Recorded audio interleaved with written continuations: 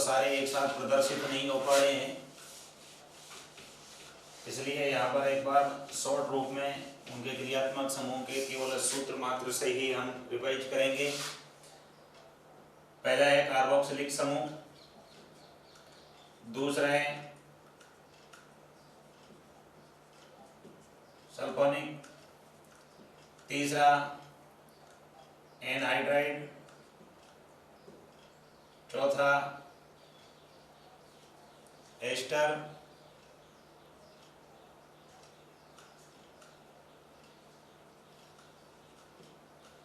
पांचवा हेलो अम्ल, छठा एमाइड, सातवां एल्डिहाइड, आठवां कीटोन, नौवां एल्कोहल, दसवां थायोएल्कोहल, 11वां ईथर, 12वां साइनाइड, 13वां आइसोसाइनाइड, 14 एमीन। एमीन में बताया 3 प्रकार की, NH2O तो एमिनो प्राइमरी, NHO तो इमिनो सेकेंडरी, और NO तो नाइट्रिलो टर्सरी। 15वें नंबर पर नाइट्रो, 16वें पर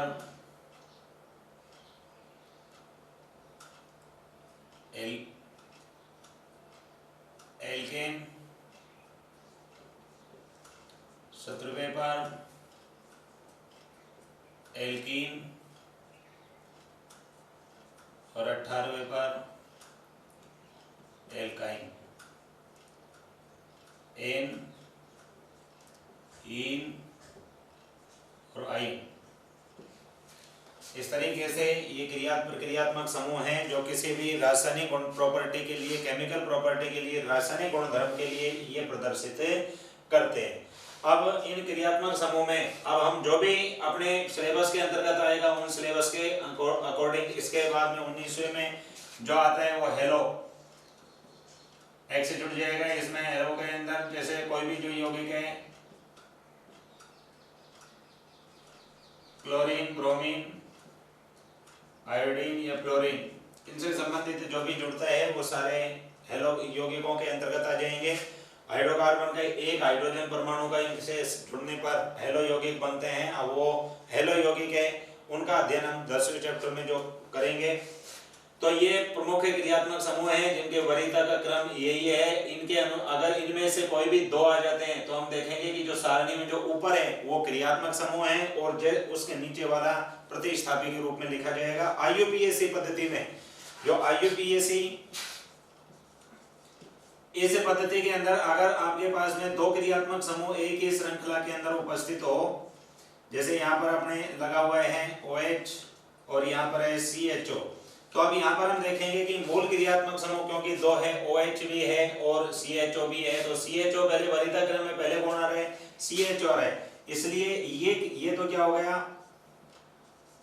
क्रियात्मक समूह और ये क्या हो गया प्रतिस्थापी सफिक्स से फंक्शनल ग्रुप। तो अब इसका जैसे नामकरण करते हैं तो 1 2 3 4, 3 पर क्या है। अब इसमें यह भी ध्यान रखना है आगे इनके, क्योंकि ये चर्चाएं थोड़ी सी और आगे भी होगी प्रतिस्थापी के रूप में जब इनका चुनाव किया जाएगा तो वहां पर भी मैं एक बार इन चीजों को और रिवाइज करूंगा। आगे जब ये क्रियात्मक समूह के रूप में है, जैसे अभी यहाँ बताया कि इसके लिए और लगता है, इसके लिए एल लगता है, इसके लिए थायोल लगता है, इसके लिए नाइट्राइल क्रियो, ये ओइक अम्ल है, ये कार्बोक्सिलिक अम्ल है। तो साधारण नाम और आईयूपीएसी नाम दोनों स्थिति के अंदर, अर्थात हम जब ये कहें जब ये प्रतिस्थापी के रूप में हो तब इसको अलग नाम से देंगे, और जब ये क्रियात्मक समूह के रूप में हो तब इसको अलग रूप में नाम देंगे। तो जैसे यहाँ पर है, अगर हम CHO समूह की बात करें तो CHO जो समूह है इसको अगर हम ये सुफिक्स है तब तो इसको हम फॉर्मल बोलते हैं, और अगर ये फंक्शनल ग्रुप के रूप में है तब इसको हम L जोड़ते हैं। तो यहाँ पर हम देखते हैं कि दोनों में से वरीयता क्रम में पहले ये आता है, इसलिए IUPAC पद्धति के अनुसार ये मूल जो यौगिक है 4 कार्बन वाला ये एल्डिहाइड है। OH इसमें प्रतिस्थापी है। OH जब प्रतिस्थापी के रूप में हो, जैसे ये OH है, ये जब प्रतिस्थापी के रूप में है तब तो इसको हम कहेंगे हाइड्रोक्साइड, और जब ये फंक्शनल ग्रुप के रूप में है तब इसको कहेंगे ऑल। तो यहाँ पर आ जाएगा कि 3 हाइड्रोक्सी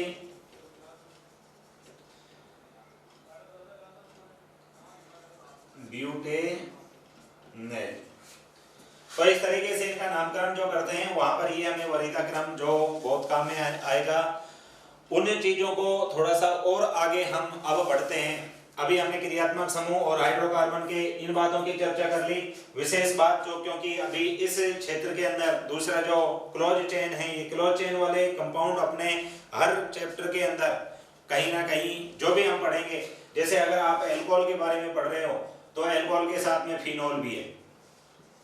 अल्कोहल के साथ में जो फिनोल है, ये फिनोल इसी चक्रीय यौगिकों में से ही है, अर्थात जो ओपन चेन वाले तो हमने अभी अध्ययन कर लिए। ओपन चेन के बाद में दूसरे जो आते हैं वो आएंगे अब क्लोज चेन। क्लोज चेन वाले यौगिकों को अभी हमने पढ़ा है कि 2 भागों के अंदर बांटा गए हैं। 2 भागों में से प्रथम जो भाग है इसका, उसको समचक्रीय और दूसरा होता है विषम चक्रीय। समचक्रीय वे यौगिक, वे कंपाउंड जिसके अंदर जो पूरी जो चक्र बना हुआ है, जो साइकिल बनी हुई है, उसमें सारे के सारे कार्बन परमाणु उपस्थित हो। पूरी जो साइकिल है वो साइकिल केवल कार्बन परमाणु से बनी है, जब तो उसको समचक्रीय बोलते हैं। आधा चक्रीकरण से बना जो यौगिक है वो उसमें केवल कार्बन परमाणु हो चक्र में, साइकिल में, तब तो उसको हम समचक्रीय बोलेंगे। और अगर कार्बन के अतिरिक्त कोई अन्य परमाणु बीच में आ जाए तब उसको हम विषम चक्रीय कहते हैं। तो समचक्रीय में पहला आएगा एलिसाइक्लिक। एलिसाइक्लिक यौगिक ऐसे यौगिक जो होते तो चक्रीय हैं, अर्थात चक्रीय यौगिक वे जिनका प्रथम कार्बन और अंतिम कार्बन आपस में सीधा क्या हो, जुड़ा हुआ हो, तो उसको हम चक्रीय यौगिक, साइक्लिक यौगिक कहते हैं। और साइक्लिक यौगिकों के अंतर्गत इनमें जो पहला आता है एलिसाइक्लिक। एलिसाइक्लिक जिनके गुणधर्म एलिफेटिक यौगिक जैसे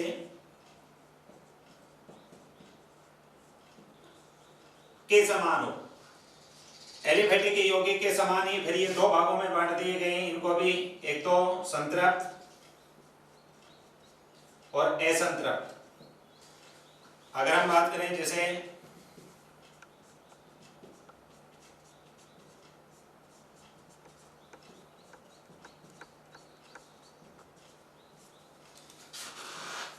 चक्र के अंदर सारे कार्बन है, कार्बन के साथ साथ कोई द्विबंध नहीं है, इसका मतलब ये संतृप्त है।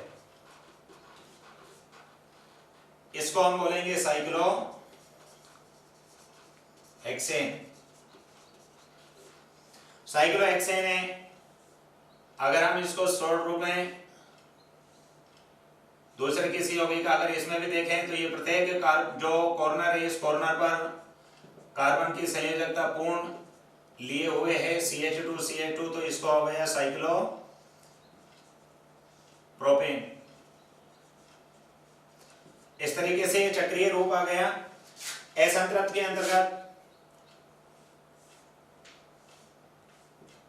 कहीं ना कहीं एक से अधिक बंध उपस्थित हो तो उसको हम असंतृप्त साइक्लिक यौगिक।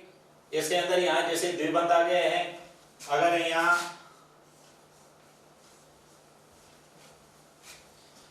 द्विबंध आ गया,